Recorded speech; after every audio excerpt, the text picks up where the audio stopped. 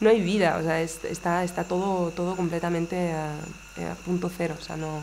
Entonces mucha gente se está yendo, mucha gente ya se ha ido, y luego ya hay también una serie de violencias a nivel étnicas, porque hay venganzas.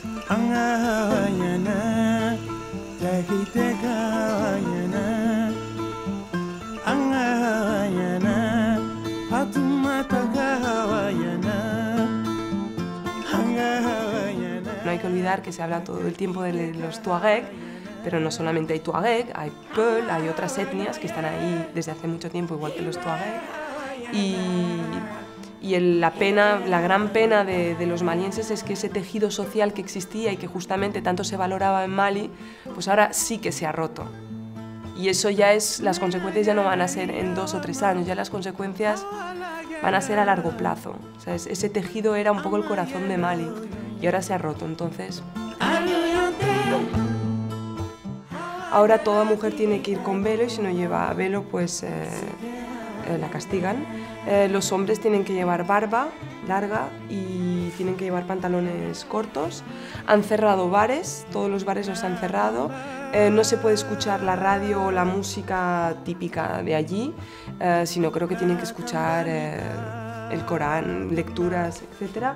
Todo lo que eran los maki, los famosos makis, que son los bares típicos de ahí, todo se ha cerrado y ya no hay vida, la vida social que había antes ya no. A mí me extrañó que estaban totalmente en contra de la prensa internacional. En ningún momento aparece o se critica o se hace un estudio de lo que fue el gobierno de ATT, sino que solamente se concentran en el golpe de Estado, lo que está ocurriendo durante el golpe de Estado y la invasión del norte.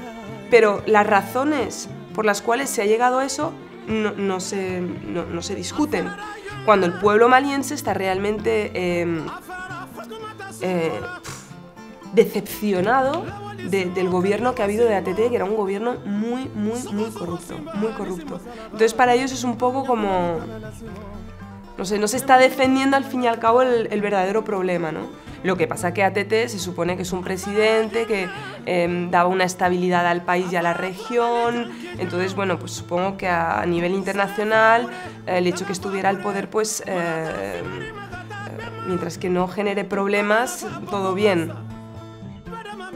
Ahora mismo, actualmente, todas las cooperaciones internacionales han suspendido la cooperación con Mali y la mayoría de los gobiernos están haciendo sobre todo presión para que el capitán Sanogo realmente se vaya, porque él ha negociado con la CEDEAO que se iba, pero no se está yendo porque siguen habiendo facciones militares como en el aeropuerto, en l'ORTM, que es la televisión nacional, hay checkpoints en todo Bamako, hablo del caso de Bamako porque es el que conozco, al igual que están habiendo arrestaciones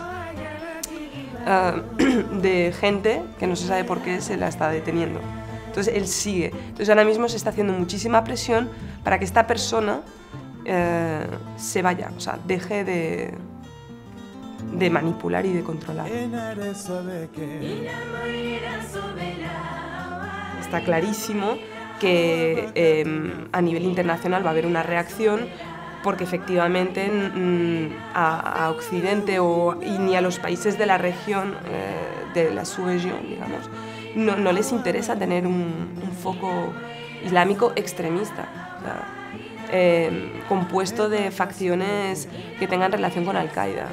Queda clarísimo, es que Mali está aquí al lado, ¿no? Entonces es un poco... Y ya para toda la región, todos los países fronterizos es un problema.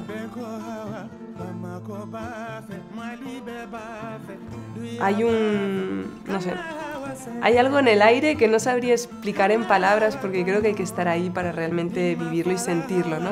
Por otro lado, algo más así más concreto, es un país que culturalmente, además yo he tenido la gran suerte de trabajar allí en cultura, es muy rico, a nivel musical, a nivel de la danza, a nivel de las artes plásticas.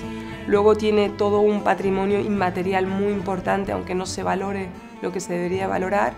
Y no sé, hay un ambiente, no sé, un poco mágico, ¿no? Pero que también tiene su doble cara, porque hay momentos que es bastante difícil, porque porque ese caos en el que la gente vive a veces, bueno, para mí, por ejemplo, que no vengo de allí, ha habido momentos que han sido duros. Y ya lo más duro pues es ver un país que al fin y al cabo tiene muchísima riqueza, pero desgraciadamente tiene un sistema político realmente minado por la corrupción. Y bueno, espero que la situación se vaya normalizando y que este pueblo al fin pueda realmente vivir decentemente, no sé.